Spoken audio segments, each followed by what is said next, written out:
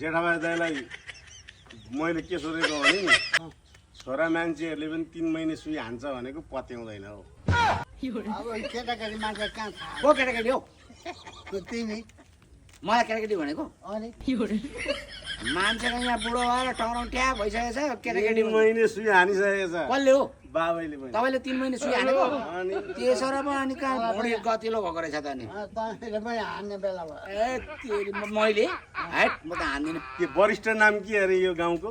यो गाउँको सबैभन्दा चिनिन्छ जहाँ पनि गाँठो बाज्यो भने तैँले गर्दाखेरि यो यस्तो भनेको हो क्या तैँले गर्दाखेरि हैट म जान्छु हैट बुढो पनि हेर बेकार नरिसाउनु। के गर्नु जाँडो बाजे भने केटाकेटी मान्छे अब रिसाउँछन् ल केटाकेटी गरेको को केटाकेटी तपाईँ हाँ?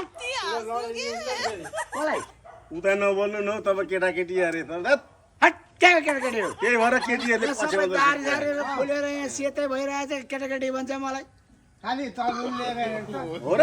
हो त तपाईँसँग म हिँड्दिनँ है। त्यस खालको कुरो नगर्नु है भरे त्यस खालको कुरो नगरे म इमान्दारी मान्छे हो अहिले भरे उहाँ के अरे बुहारीले सुन्यो भने नि घोग्रा ठ्याक बनाउँछ नि फेरि अर्कै बुढी लिएर हिँड्छ क्या। अन्त बुढी पछाएर हिँड्छ अनि घोक्रे ठ्याक्दा हान्छ नि अनि तेरी अरे भनेपछि यता पनि 3 महिने सुई हानिदिँदा भयो त्यसो। भयो भयो बाफ्रे।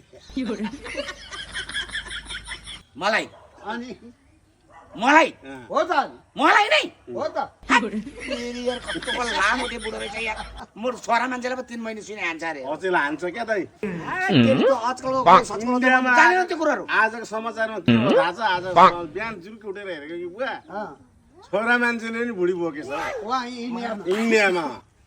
त्यही भएर यहाँ बचाउनु पर्यो नि त जेठाबाई। त्यो कुरोहरू कसलाई सुनाएको कसलाई सुनाएको समाचार संसार म के अरे वरिष्ठ भएर मलाई सुनाउने अब बादमा पनि भनिबोक्ने होस् कि भनेर तेरी तँ भन्छ यार